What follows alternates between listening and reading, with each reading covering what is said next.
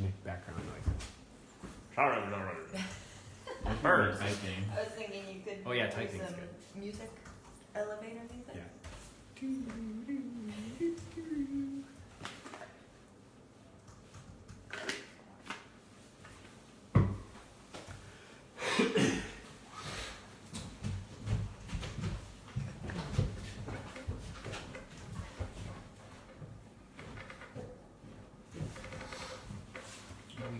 We did use skins the other time because we looked at Right.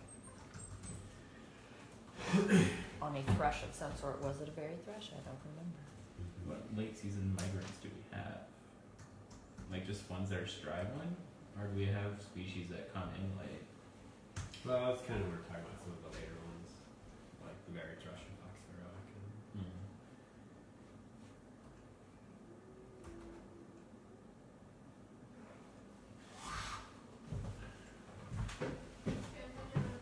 Goodbye.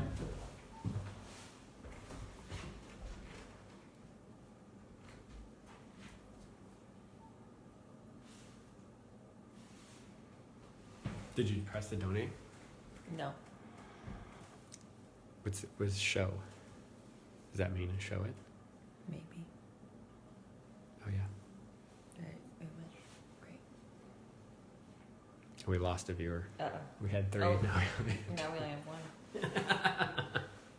It's back up. This is boring. Oh. Copy. Just slide it in front of the camera. Talk about Tellez. Okay, let's get ready. Can we have some special handling sounds? Exciting news, viewers. We have a bird for you soon. What page are we on? That was this, I think. There's It's right to it. Not bad. I don't even need it thing.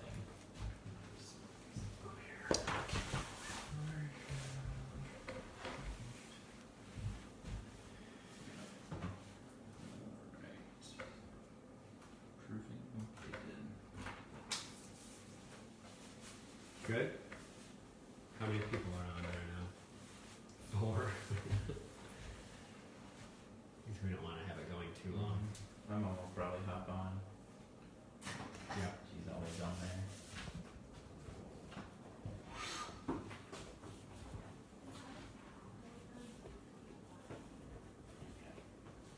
Keep your eye on it.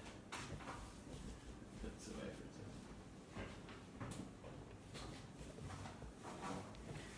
for a All right. I think we're gonna get going. I'm just gonna hang it for now. Where do I stand? Good? You're good. All right. Welcome to the several viewers that we have. We're up to joining. 6. We're up to 6. Great. And I'm sure we'll have all of those viewers later on in the day. See what's going on out here at the Palomarin Field Station of Point Blue in the lovely Point Reyes National Seashore just outside of Salinas, California. My name is Mark Detling and I'm an avian ecologist with Point Blue. And I'm here today with my camera person, Hillary Allen. Hello. You'll hear her, you may or may not see her. And then I'll also be joined by 2 of our interns, our intern bird banders. One of them which is coming in right now. And I'll let him introduce himself just very briefly, who you are, where you're from. Camera's out there. Hey, I'm Brandon. I'm a banding intern here at Palomarin Field Station, and I'm from Austin, Texas. All right, so you'll see Brandon as he works, actually just very soon, but we'll just take a quick moment to, again, introduce you. Again, this is the Palomarin Field Station. You'll notice that Brandon and I, while not directly family members, we are in the Palo family, and because of COVID, we've been taking precautions here at the field station, one of which is that it is not open to the public. So normally I would invite all of you to join us here at the field station, but we'll have to wait until the situation becomes safer for our visitors as well as the staff here. But within the kind of Palo family, we've kind of formed our own pod here, and so you'll see us interacting relatively closely without masks. But that is, there's lots of precautions that we've taken to make sure that that's a safe thing to do. And yeah, so briefly, if you're new to Point Blue, I'll just say our mission very quickly, which is that we work to conserve birds, other wildlife, and ecosystems through science, partnerships, and outreach. And this is the Palomarin Field Station, which we've been doing bird research at since 1966. The organization itself was founded in 1965. So well over 50 years now we've been doing research here.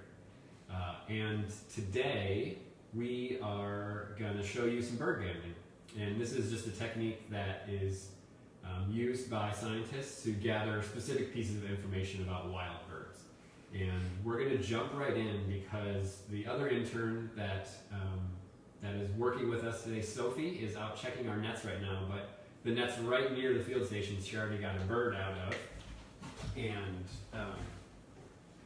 I'm going to hand it over to Brandon to start processing it. And it's actually pretty good on our theme. We had a theme today of late fall migrants. And it's kind of, we're kind of almost into winter right now. So this bird showed up maybe a month or so ago, but is still kind of one that's on the later side. Doing all right there. So you can hold this kind of briefly up to the camera. And does anyone know what species this is? I don't know. Okay. I do. Brandon also knows. He won't say yet, though. But I will know that it is a size 0A. So one of the first things that we want to do after identifying the bird is to put a band on it. Or at least check to make sure it doesn't have a band already, which I don't. No. We're usually pretty observant about that, and we usually notice that right away. These bird bands, this is one of the smaller bands that we use. They have a 9-digit number on them so that they provide us with a way to individually identify species.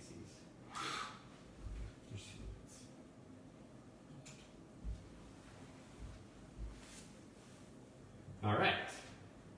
So Brandon, here, I guess I'll switch spots with you so we can get band number.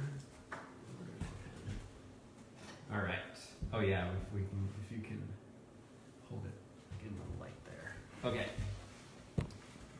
Go for it. 2900 46802. Great. And did we get any guesses about what it is? We do not have any guesses. No guesses. All right. Well, we'll just Brandon. What is it? It's a Townsend's warbler. And how would I write that down in the data? TOWA. Right. So we would shorten that and call it a TOA because it's easier for us to just do that. What's today's the 11th? Yeah, 11. All right. And that would have been 8:30. Okay. So Brandon is starting right away to start to gather some information about this bird. They have some pretty cool different plumages as different age and sex individuals. Like if you were with us last Palo Live, you learned a lot about kind of how to age and sex birds. And one of the things we'll do is start gathering some information about it. So, what's your first figure that you want to talk about? Figure 270 is a C. Okay. So we take a lot more information on this species than we do some of our other species. We're looking at basically the color of the feathers on the head and in the cheek of the bird, which is called the auricular. And then also the amount of black versus olive green in the back. And we're also looking at certain wing feathers that will help us identify the age Say- and sex of the bird. 261 is D to E. Okay. D to E, and then White and red. figure 262. Good amount of white. I was thinking probably D. Okay. It hasn't made it onto the fourth one yet. Okay. Great.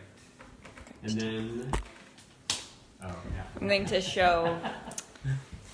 So These then- are some of the figures that we're looking at. So this is in the wing, what we call the median coverts. We're looking at the amount of black or lack of black in the median coverts, and then we're also looking at the amount of black versus green in the back feathers, and then also the amount of white in the tail feathers. Crown.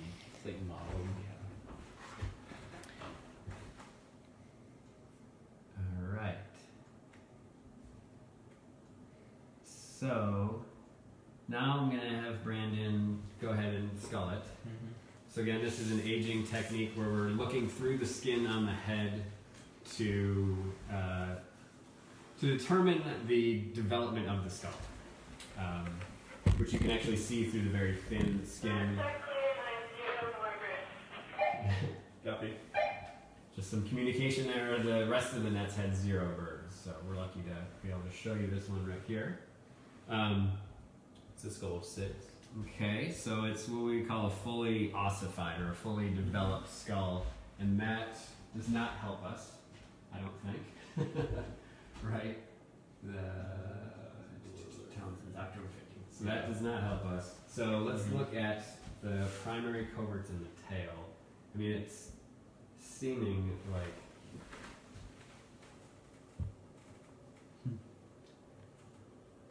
look pretty nice, don't they? Yep. What about the rex? The rectrices, or the rex that we call them, are the tail feathers. And we're looking at the shape of the rex to see if that can help us age the bird. Decently truncated. Yeah. I think let's call it. Yep. So the feathers all look very fresh, and we also call truncate, so kind of rounded and broad, which would indicate that this bird was hatched some previous year, so 2019 or earlier. We call it an after hatch year bird. So let's say 3BR and then MA9. So all of those things point towards it being older. Cool. So we're able to call this an after hatch year male bird, and so we're able to call it a male because of the amount of black in the crown and also in the back feathers. And maybe before we release it, We'll put it into photographer's grip. Yeah. So, okay, let's get on. We'll make sure we finish the rest of the few things so we can release this bird back as quickly as possible.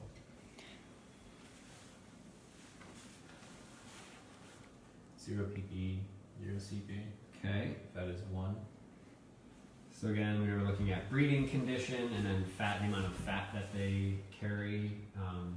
Often you see a higher amount of fat during migration, but this bird's probably here for the winter. Which is kind of what we're talking about. So some of these late migrants, we have a lot of late migrants that stay here for the winter. So they migrate from further north, but then this is their wintering area. They don't necessarily go further south to Central or South America. No molts. Where is 1, theta is 0. Okay. And what is the migratory path of the Townsend's warbler? That is a good question. 65. 65 for the wing. So they breed. The Townsend's warbler is kind of a West Coast warbler. So it breeds kind of coastally north of here up into probably southern Alaska, and then comes down along the coast. 9.2.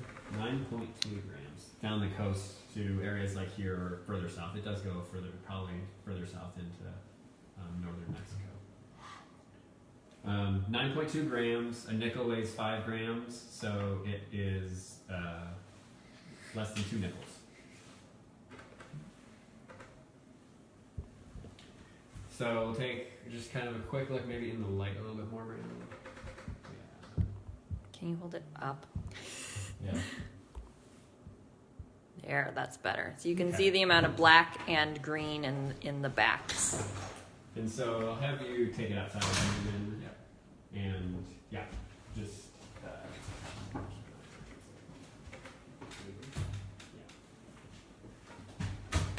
so great. So that is one of my favorite late fall migrants is the Townsend's warbler.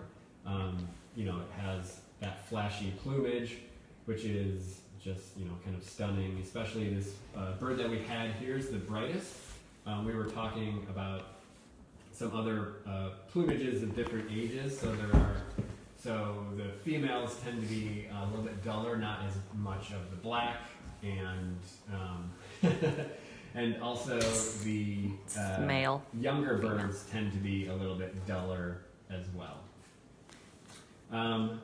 And before I get too much further into that, I'll bring Sophie just to introduce herself. Hi, I'm Sophie. Where are you from, Sophie?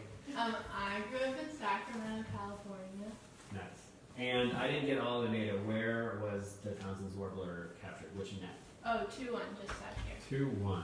So we have all of our nets numbered, so be able to say where we captured each of them. And what was going on with the rest of the nets out there? Nothing. There were no birds in them. Yeah, we had a drizzly morning and evening last night, so it's kind of like cold and damp. Right, so, you know, winter-ish for California being kind of this temperature. And let's see, Brandon, can you come back here for a second? We'll talk, so we'll continue to talk about Townsend's warbler and individual birds, but I wanted to hear about so Brandon did another survey that we have here. Every day that we band is called an area search survey, and you were out there, and I was just wondering what kind of birds were you hearing when you were out there? So I was hearing some fox sparrows, Nice. ruby crowned kinglets. There were some ravens flying over. Overall, it was a little bit less birdy of a day due to the weather conditions this morning. Yeah. So these surveys, you know, we walk around the kind of area where the nets are for half an hour, and you're mostly hearing birds. So we train everyone who comes through here to learn those songs and calls, really calls at this time of year. And a couple of the birds Brandon was pointing out, the fox sparrow and the ruby-crowned kinglet. Also, what we call temperate migrants. So you often hear about neotropical migrants, and you think about the birds that are, you know, breeding in North America, but then wintering in Central or South America. But there are also a number of species that breed in kind of northern North America and then winter in southern North America. And we're lucky here in Central California to have a climate that is mild enough and provides enough food resources that we have a lot of species. So once we lose some of our neotropical migrants, like Wilson's warblers and Swainson's thrushes, we get some new birds like the Townsend's warbler and the fox sparrow and berry thrush is another one we're going to talk about. Were we getting any questions, Hillary? We don't have any questions. Do we have any viewers? We do. I wanted to say hello to Rose. Oh, hey, Rose. Nice to see you online here. So back to Townsend's warblers. They're you know, a species of warbler. We have they do breed I believe just kind of north of the California border, or right in the northern border of California. So through Oregon and Washington up into British Columbia. But they don't breed in this area. We have one of its relatives breeds nearby. It's called the hermit warbler. It's also one that's got kind of yellow on the head, offset by some black on the throat, and another just kind of very beautiful bird that breeds nearby here, but not at the field station. You know, we have lots of different kind of micro habitats here in California with the different elevation and you know, distance from coastline. But so we get these Townsend's warblers that breed just north of here, and then they come down here for the winter. and we get to enjoy them until, I would say April or so, and then we start seeing them head back north. Right, so we talked about the data that we collected. We talked about the differences for the Townsend's warblers. Maybe we will. So we've got another 10 minutes before Brandon is going to go out and check the nets again. So we can do that. We can even maybe have you go a few minutes early to make sure that you're back in time before we usually end our lives. But in the meantime, if there's questions, I will answer them. How do you train interns to recognize bird songs, and what would you recommend for new birders who want to learn? Training interns to learn bird songs. Yes, it's a great question, and it's we do it in kind of several ways. The probably main one is that we spend time in the field with the interns, and so while we're banding, we spend a lot of time pointing out different calls and songs and trying to. It's easiest to really, at least I learn songs better when I'm out in the field and it's pointed out to me by someone who knows what it is. And then also another way that we have interns is go out by themselves and go listen for songs, but then also to track down that bird so that they can see that bird making that sound. And that's a really good way to reinforce that that song and call.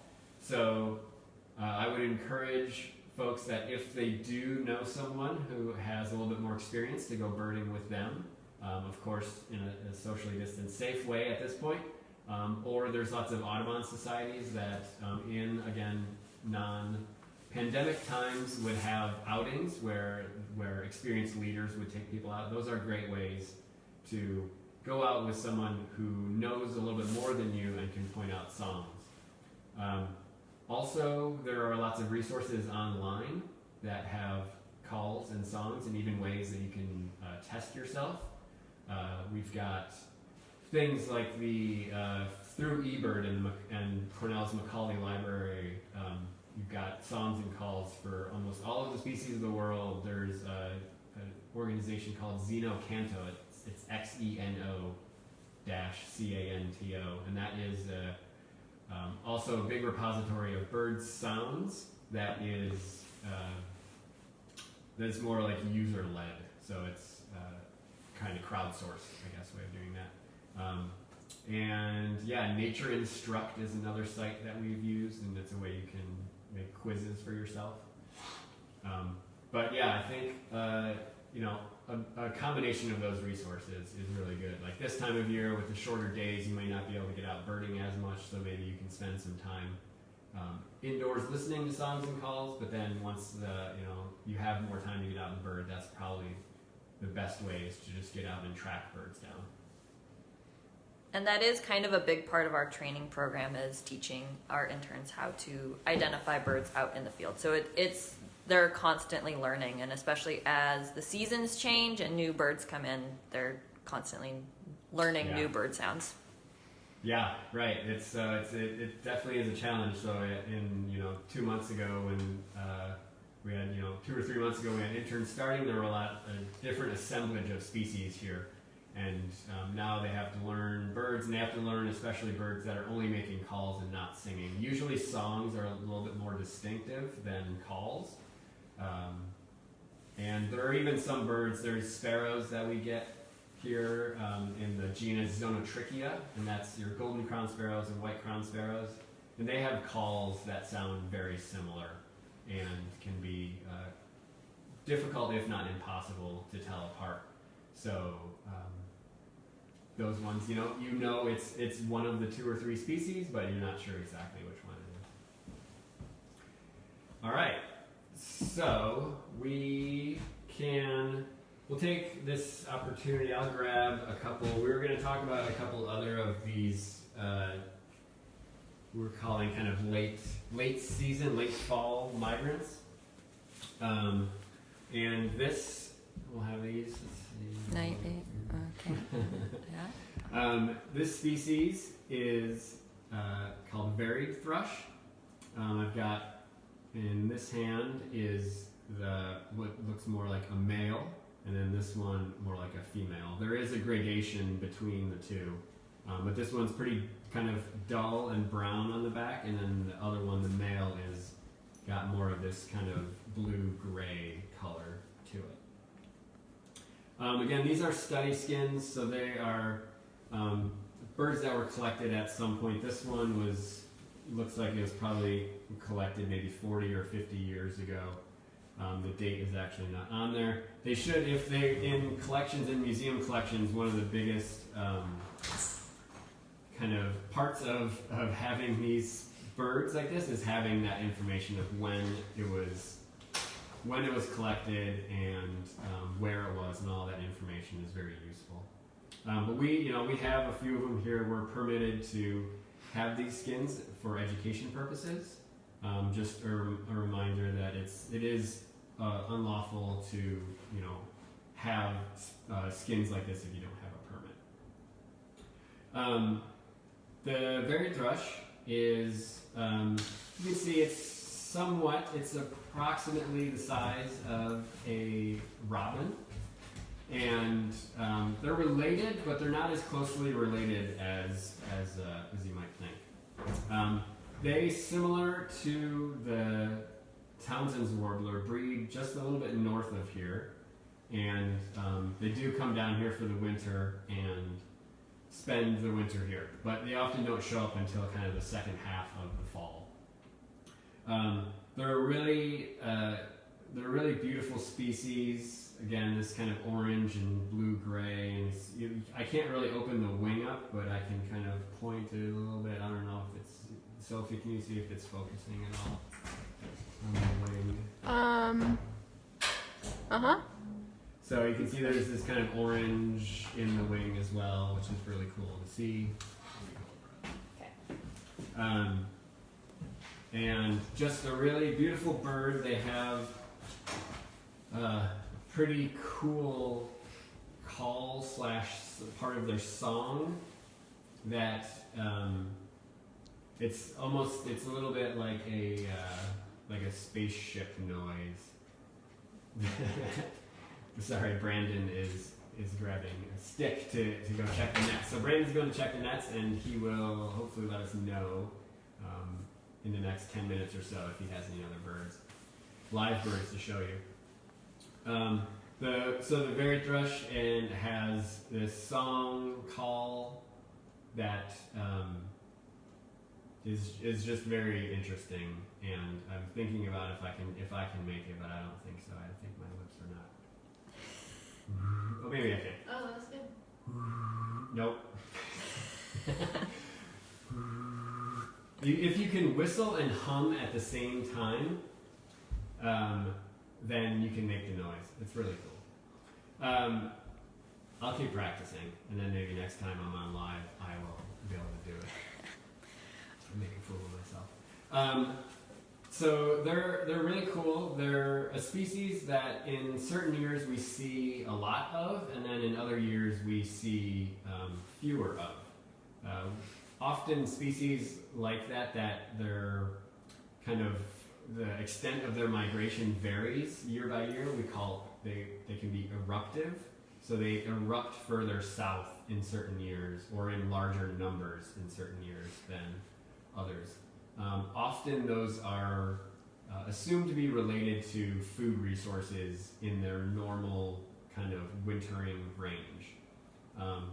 This species, they do eat insects, but another big part of their diet is actually acorns, which is pretty cool. It doesn't really, you'd think that they would have, kind of almost more like a woodpeckerbill or something if they're eating that. But they're able to get into those. Also, we see them, when there are lots of them around, we see them early in the mornings on the roads around here in West Marin.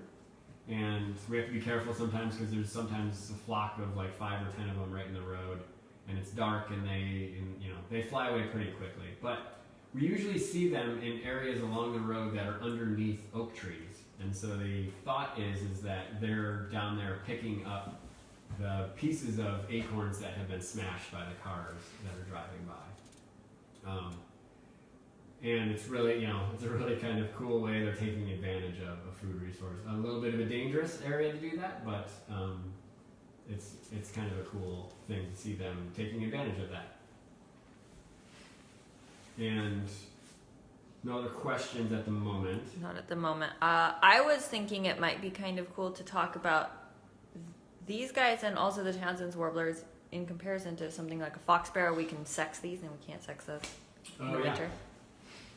So I'm gonna grab another species here. This one's maybe not as let's go. It's called fox sparrow. And what Hillary was pointing out was, so for this species, this sparrow species, which is true for a lot of sparrows, is that the plumage it's not working. It's okay. The plumage that you see on a lot of sparrows, the males and females look the same. But on, like as I was pointing out with these two, with the two varied thrushes, you can often tell males from females. And then the Townsend's warblers is the similar thing, is that there are actually some plumage characteristics that can tell you if it's a male or female. There's often a lot of overlap, and where we see that overlap is usually between young males and older females, and they often have a kind of plumage that looks in between the extremes of adult male and a young female. We have a question from Andy Detling. Oh yeah. Uh-oh. Are your finches and crossbills erupting out west? We're getting everything in the Midwest. I see. So, so my brother is asking me... He also says that eastern fox sparrows are way better than sooty. Yes, okay. So he's trash talking our fox sparrows, which is great. So he's talking, so I used that word eruptive for the species, and in the east, he's reporting that in the eastern United States, he's in Michigan, so in the Midwest, they're seeing lots of finches, so red crossbill, pine siskins, red poles.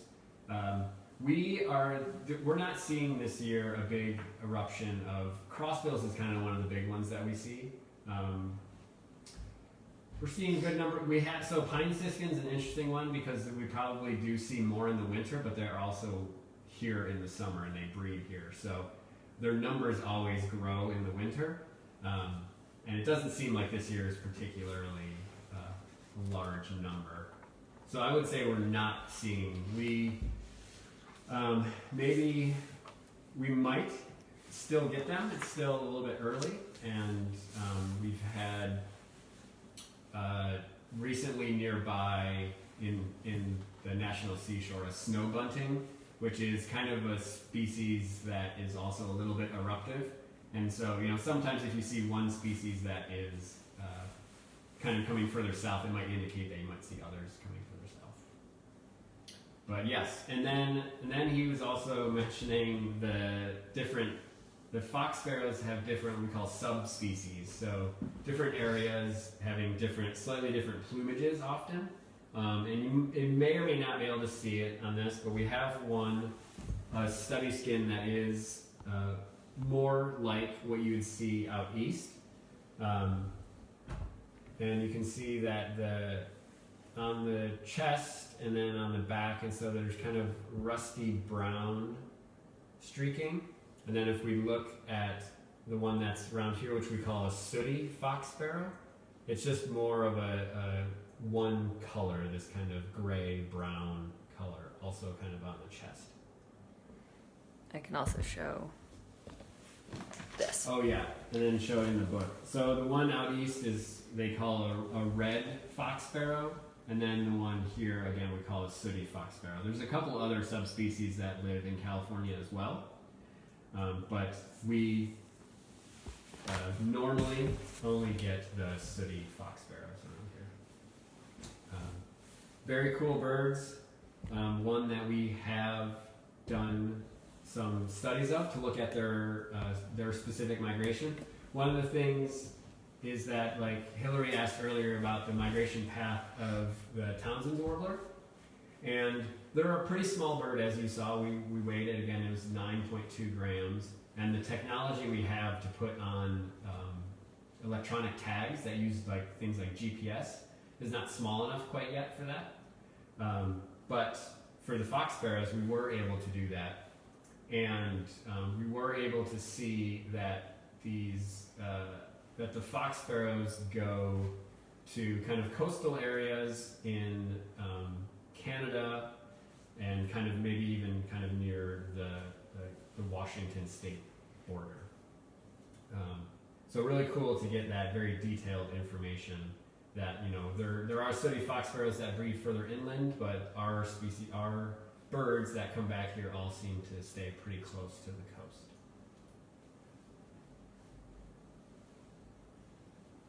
Cool.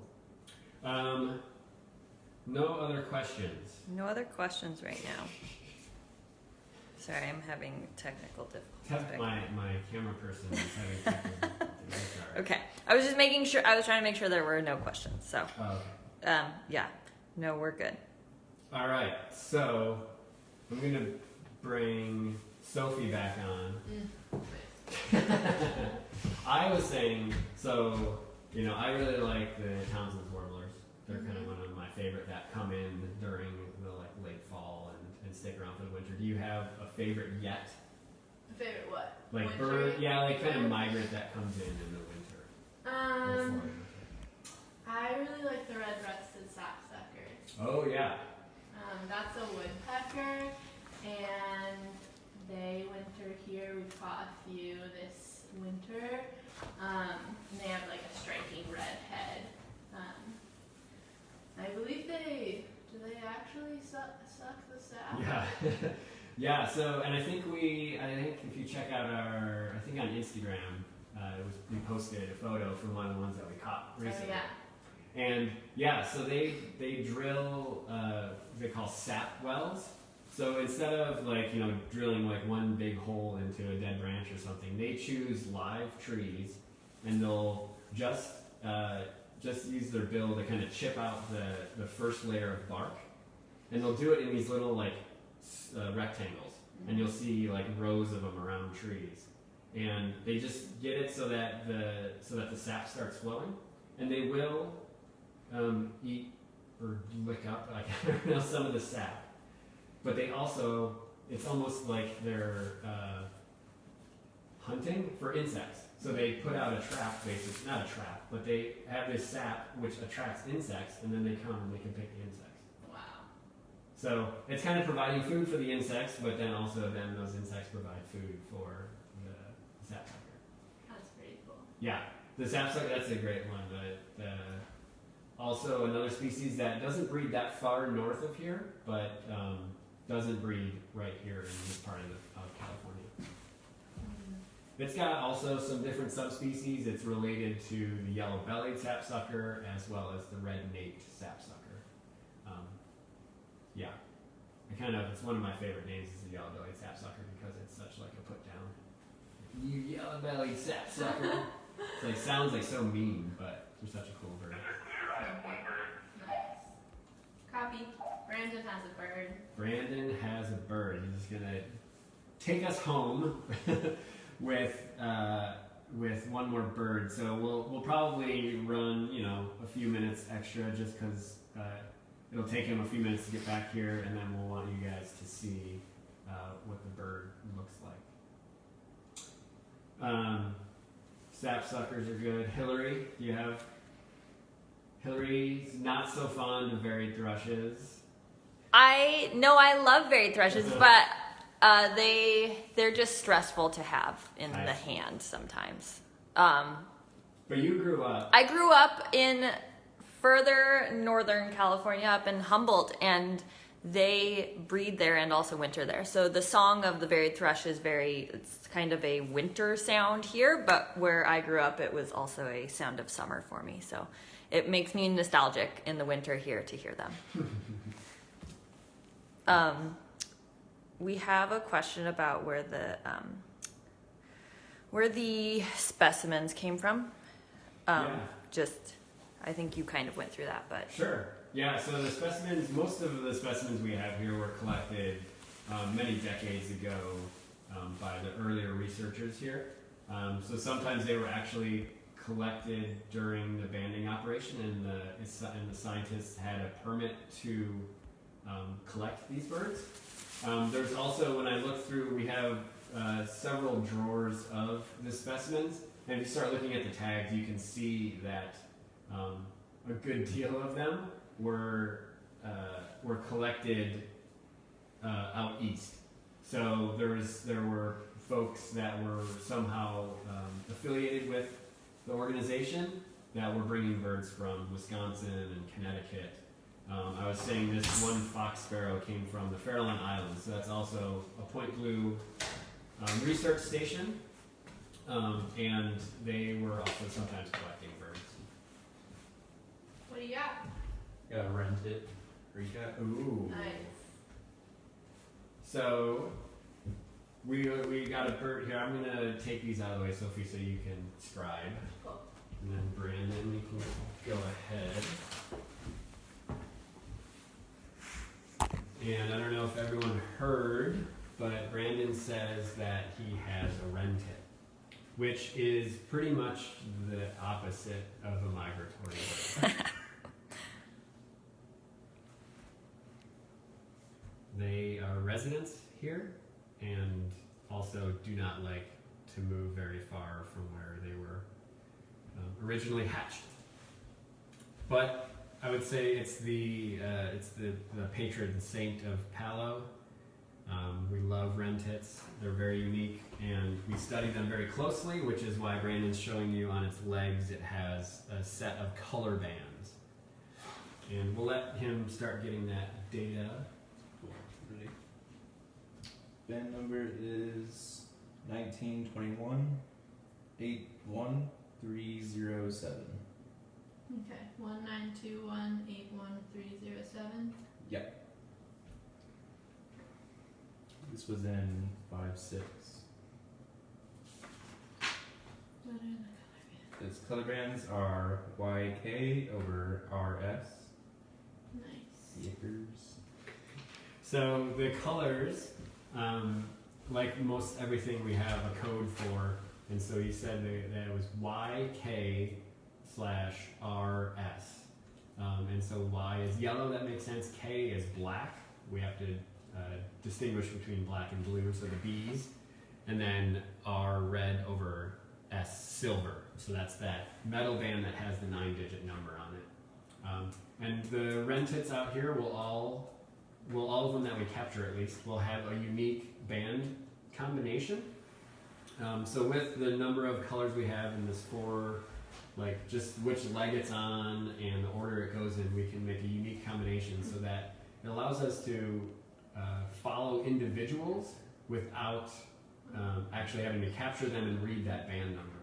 So it's a really cool way to gather information about an individual without having to capture the net, because these birds, we might capture, even this wren tit who doesn't move very far and lives right here year round, we might only capture once or twice a year, or maybe even less frequently than that.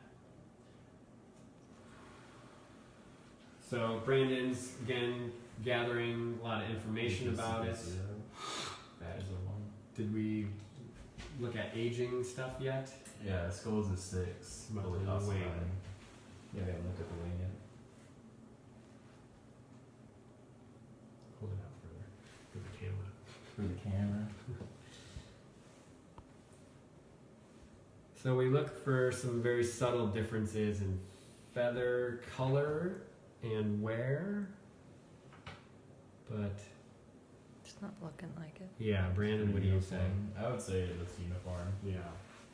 So that's a little bit of a lack of information for us. So again, the aging process takes a lot of resources. So we have books to help us, but it's also a lot of experience from Brandon having been here for several months now, and also Hillary and I having done this for years. So 2-0 for Northwood. So again, taking kind of our normal set of pieces of data, looking at if there's any molting feathers, 51. taking the wing chord, so it's the length of the wing, which was what? 51. 51.